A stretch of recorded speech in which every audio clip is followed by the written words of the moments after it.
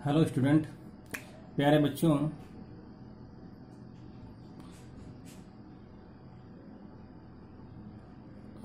आज के लेक्चर में जो लेक्चर का सेशन चल रहा है वो क्या है? बीटीसी या डीएलएड।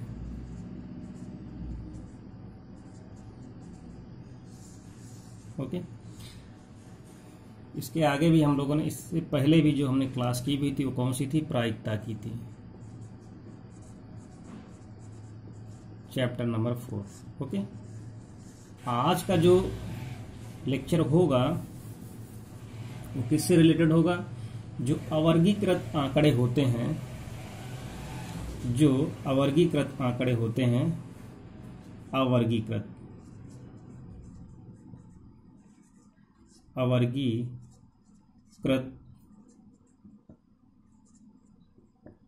आंकड़ों की माध्यिका और बहुलक। ठीक, सबसे पहले हम लोग माध्यिका के बारे में डिस्कस करेंगे, आफ्टर दैट बहुलक। इसको हम लोग बोलते हैं मीडियन। क्या बोलते हैं? मीडियन। और इसको क्या बोलते हैं? मॉड। ठीक है प्यारे बच्चों, तो स्टार्ट करते हैं। सबसे पहले परिभाषा क्या होती है, इसकी डिफिनीशन उसको देख लेते हैं।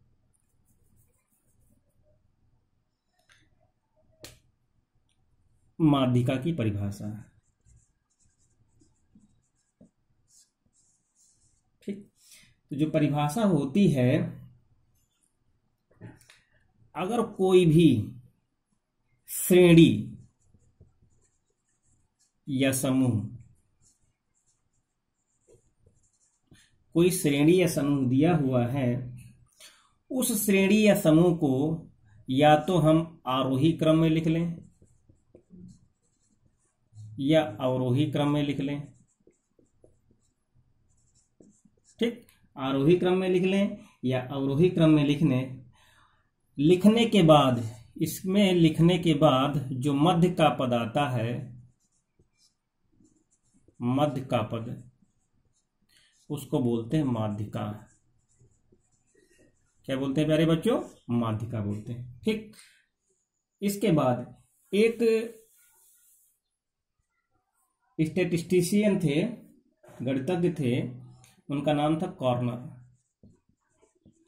ठीक, कॉर्नर के अकॉर्डिंग, अनुसार, किसी भी श्रेणी का या समूह का माध्यिका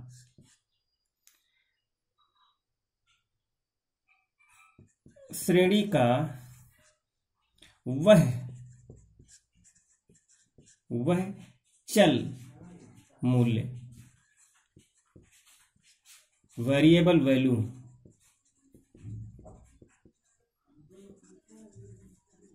होता है जो समूह को दो प्रकार के बराबर भागों में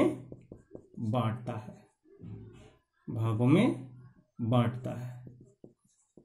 ठीक, कहने मतलब यह है कि x1 है, x2 है, x3 है, x4 है, तो इतने लिखे हुए हैं। तो जो यहाँ पे, और इस तरीके से x5 है, तो यहाँ पे ये क्या हो जाएगा? ये जो बीच का, यानी इधर और इधर दो पद हैं, इधर दो पद हैं। और कभी कभी जो होता है, उस श्रेणी की वैल्यू कभी कभी होती नहीं। जैसे कभी कभी क्या होता है, जैसे यहाँ पे क्या है, अब यहाँ पे x1, x2, x3, x4 जैसे ले लिया, तो यहाँ पे 2 हो गई, तो तीसरा यहाँ पे जो होगा वो क्या होगा? अननोन होगा। ठीक, तो वहां पे सम विषम करके हम लोग देखेंगे। तो हम लोग स्टार्ट करते हैं कैसे कैसे सॉल्व करेंगे। ठीक, तो लिख लेते हैं। अब यहाँ पे श्रेणी, जो भी आंकड़े रहेंगे वो कैसे होंगे? अवर्गीकृत होंगे। सारे जो हैं अनग्रुप्ड या अनक्लासिफाइड डेटाज होंगे, जो भी, चाहे माध्यिका हो चाहे मॉड हो। ठीक, तो सबसे पहले यहाँ पे ले लेते हैं, यदि श्रेणी में नंबर फर्स्ट, यदि श्रेणी में विषम पद हो, ठीक, अगर श्रेणी में विषम पद हैं और तो माध्यिका क्या होगी, n+1/2। ठीक, जहां n विषम। बात समझ में? एग्जाम्पल ले लेते हैं। जैसे एग्जाम्पल में क्या है, 2 है, 4 है, 6 है, 5 है, 8 है। तो सबसे पहले इसको क्या करेंगे हम लोग, अरेंज कर देंगे आरोही क्रम में। तो 2, 4, 5, 6, 8 हो गए। अब यहाँ पे पदों की संख्या n बराबर कितनी है, 1, 2, 3, 4, 5। तो माध्यिका मीडियन MED क्या हो जाएगा, 5+1/2 वह पद। ठीक है, तो यहाँ से कितना हो जाएगा, 5, 1, 6, 2, 3, 6, यानी कितना हो जाएगा, तीसरा पद। तो यहाँ से 1, 2, 3, तीसरा पद क्या है, 5। तो आंसर क्या आ जाएगा, 5 आ जाएगा। ठीक है, बात समझ में आई? क्या हो जाएगा, 5, यानी तीसरा, यानी जो थर्ड यहां से निकालेंगे वह पद। ठीक, अब इसके बाद अगर पदों की संख्या, अगर श्रेणी के पदों की संख्या सम है, यदि n बराबर यहां पे क्या हो जाए, n बराबर क्या हो जाए, सम हो जाए, तो क्या होगा, मीडियन क्या होगी, मीडियन क्या होगी, n/2वां पद प्लस n/2 + 1वां पद बटे 2। ठीक, बात समझ में? इस फार्मूले को आप लोग नोट डाउन कर लीजिएगा। तो यहां से सबसे पहले एक क्वेश्चन ले लेते हैं हम लोग। अगर पदों की संख्या यहां पे दी हुई है, कितनी दी हुई है, लिखा 6 पेड़। एग्जाम्पल क्वेश्चन में क्या कह रहा है, 6 पेड़ों की लंबाई, 6 पेड़ों की लंबाई सेंटीमीटर में कितनी दी हुई है, 60, 62, 65, 61, 66, 64। काउंट कर लो, 1, 2, 3, 4, 5, 6। तो सबसे पहले हम इसको अरेंज करेंगे, 60, 61, 62, 64, 65, 66। ठीक, तो यहां से n बराबर कितना है, तो n बराबर कैसा है, जैसा दिया है 6 पेड़, n बराबर 6 दिया है। तो यहां से मीडियन कितना हो जाएगा, n/2वां पद। तो n/2 मतलब क्या हो गया, यहां से 6 को 2 से भाग करेंगे, यानी 30वां पद। तो 1, 2, 3, तो यहां से कितना हो जाएगा, 62। ठीक है, तो यहाँ पे 62 लिख दिया। फिर इसके बाद क्या है, n/2वां +1 कर देंगे, तो कितना हो जाएगा, तीसरा एक चौथा पद, तो यहाँ से 64 हो जाएगा। ठीक है, बटे कितना हो जाएगा, 2। तो यहां से अब एग्जैक्ट वैल्यू निकलेगी, 4, 2, 6 और 6, 6, 12। तो यहां से 12/2, 126। तो यहां से भाग करेंगे, कितना आ जाएगा, 63। तो 63 भले इस यहां हो ना, लेकिन आंसर हमारा जैसे 62 है यहां पे आएगा। तो कभी कभी जो है अदृश्य फॉर्म में मीडियन होता है। ठीक है, बात समझ में आई? अब इसके बाद क्या करते हैं हम लोग, कुछ असतत सारणीबद्ध लेते। जैसे अब यहाँ पे क्या था, सारणीबद्ध नहीं था। अब इसके बाद क्या है, अगर हम इसके बाद जो मीडियन फाइंड आउट करेंगे वो क्या होगा, सारणीबद्ध होगा। सारणी टेबल बनेगी सारणीबद्ध आंकड़ों की माध्यिका। ठीक, यानी टेबल बनेगी। जैसे डायरेक्ट हम लोग सवाल पे ही आते हैं, उसे समझेंगे। यहां पे क्वेश्चन दिया हुआ है, प्राप्तांक दिए हैं, ठीक, और उसके बाद बारंबारता दी हुई है। कुछ स्टूडेंट हैं, उनके प्राप्तांक दिए हैं, वो कितनी बार आए हैं वो दिया हुआ है। प्राप्तांक दिए हैं 8, बारंबारता दी है 3, 10, 7, 12, 12, 14, 28, 16, 10, 18, 9 एंड लास्ट दिया है 20, 6। ठीक है, ये तो अब यहां से हम लोग क्या करेंगे, सबसे पहले एक टेबल हम लोग वर्टिकल बनाएंगे। तो वर्टिकल टेबल कैसी बनेगी हमारी, इस तरीके से हम लोग सबसे पहले प्राप्तांक लिखेंगे, फिर इसके बाद क्या लिखेंगे, बारंबारता लिखेंगे। फिर इसके बाद क्या करेंगे हम लोग, संचयी बारंबारता लिखेंगे।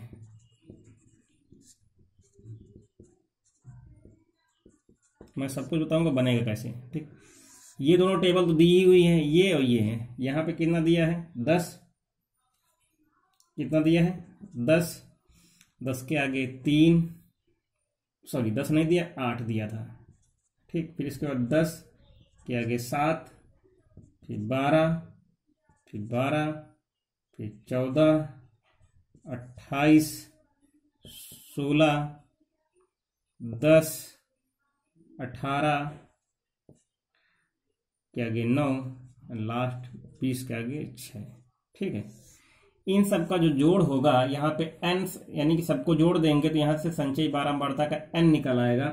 तो यहाँ से n लिखेंगे तो सबको जोड़ेंगे तो कितना आएगा, 75 ऐड कर लेना। अब यहाँ से जैसे संचयी बारंबारता लिखेंगे तो 3 का 3 यहाँ पे आ जाएगा, ठीक। अब 3 के आगे 7 जोड़ देंगे 10 हो जाएगा। अब 10 के आगे 12 जोड़ देंगे तो 22 हो जाएगा, ठीक। 22 के आगे 28 जोड़ देंगे तो 50 हो जाएगा। 50 के आगे 10 जोड़ देंगे 60 हो जाएगा। 60 के आगे 9 जोड़ देंगे तो 65 हो जाएगा, सॉरी 69 हो जाएगा।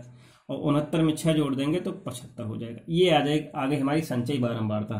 तो जो लास्ट का जो वैल्यू होगा वो इसके बराबर होगा।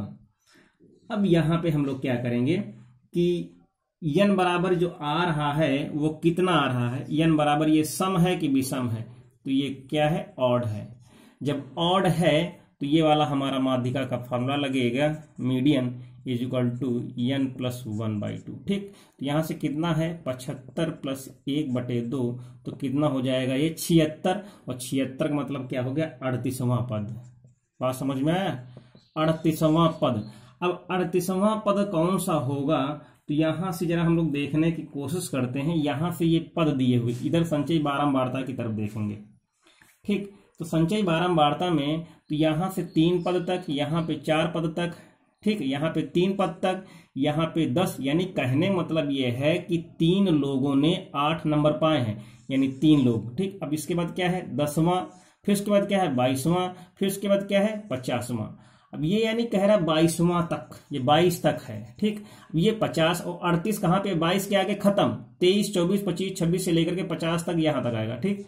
तो ये जो हमारा 38वां पद है ये आ जाएगा इधर, इधर इसके आगे हम लोग आएंगे, ठीक है। और फिर इसके बाद इधर आएंगे, ये थोड़ा सा ये इधर है, 1 2 3 4, 1 2 3 4, ये हो जाएगा इधर, ठीक, 28।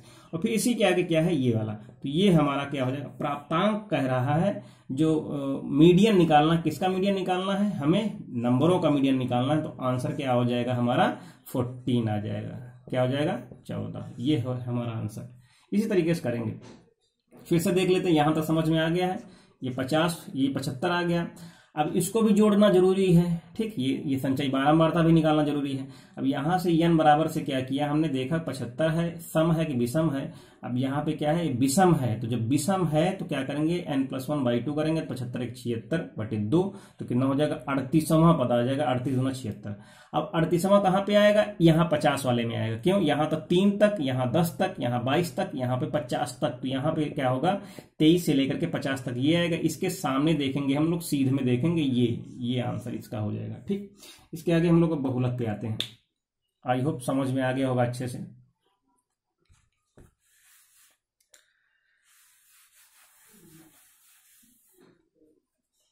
बहुलक होता क्या, जिसको इंग्लिश में बोलते हैं मॉड।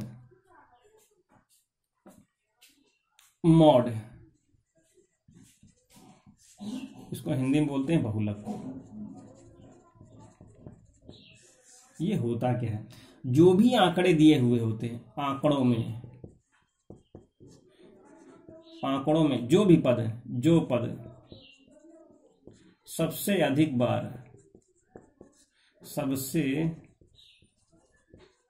अधिक बार लिखा हुआ हो वही मॉड कहलाता है।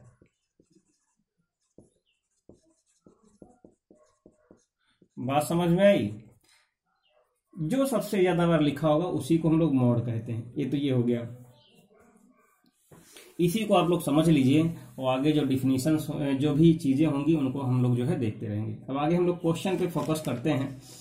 तो क्वेश्चन में क्या है कि सबसे पहले, ठीक है, मैंने यहाँ पे एक सीरीज लिख दी, श्रृंखला लिखा, 5 लिखा, 7 लिखा, फिर 7 लिखा, फिर 9 लिखा, 5 लिखा, 11 लिखा, 7 लिखा, 7 लिखा, 11 लिखा, 3 लिखा, 8 लिखा, 5 लिखा, 6 लिखा, 9। ठीक, ये हमने एक श्रृंखला लिख दी। अब यहाँ पे अगर इनको आरोही या अवरोही क्रम में, मॉड में आरोही अवरोही क्रम में, यहाँ पे फिलहाल कोई फर्क नहीं पड़ता। तो यहाँ पे अगर देखेंगे तो सबसे ज्यादा बार यहाँ पे क्या लिखा हुआ है, 7 लिखा है, 1 2 3 4, ठीक।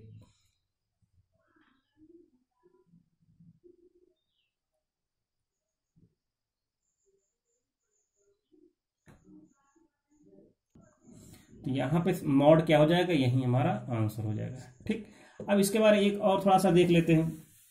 अगर टेबल के फॉर्म में हो, टेबल के फॉर्म में जैसे कि यहाँ पे इस तरीके से लिख दिया जाए, यहाँ पे यक्स लिख दिया जाए, कोई भी संख्याएं हैं, है ना, ठीक। और इधर क्या है, बारंबारता फ्रीक्वेंसी है। यहाँ पे क्या है, 5 कितने बार आया है, 4 बार आया है। फिर इसके बाद है 7, फिर इसके बाद है 7 कितनी बार आया है, 3 बार।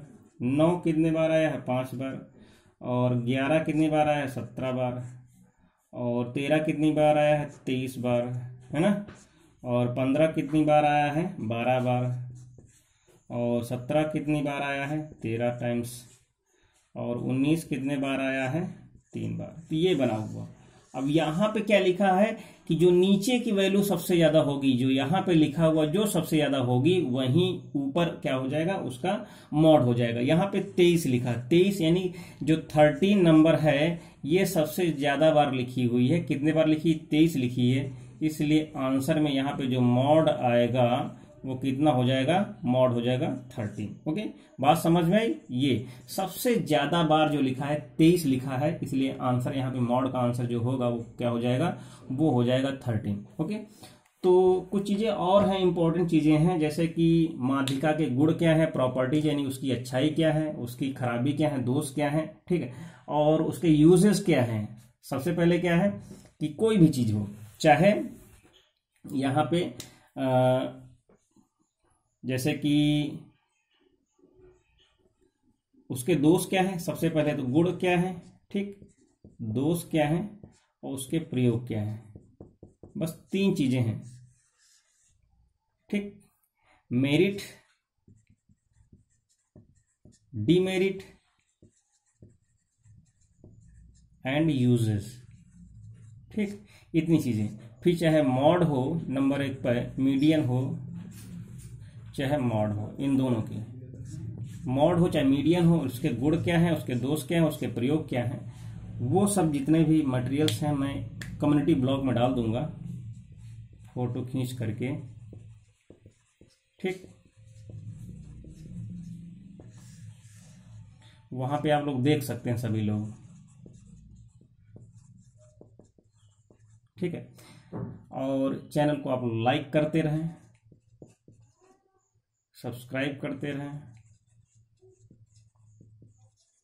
एंड शेयर करते रहें।